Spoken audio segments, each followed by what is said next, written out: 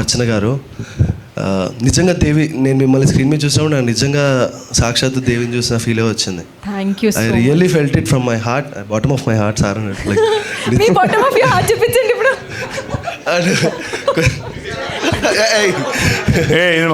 ఇప్పుడు ఎవరు చెప్పారో వాళ్ళు చూపించాల్సిందే.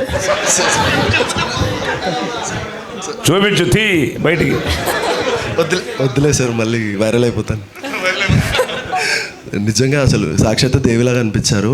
అండ్ రియల్లీ యుగంధర్ ముని గారు, ఆయన లైక్ రాసినప్పుడు స్టార్టింగ్గా సౌండ్ రావడం, గజ్జల సౌండ్, అవన్నీ నేను రియల్గా కూడా ప్రతి ఊరి దేవత ఉంటుంది, నేను విన్నాను, నాకు తెలుసు. అండ్ థియేటర్లో నేను అది చూసినప్పుడు ఐ రియల్లీ చాలా కనెక్ట్ అయ్యానండి. చాలా బాగా అనిపించింది.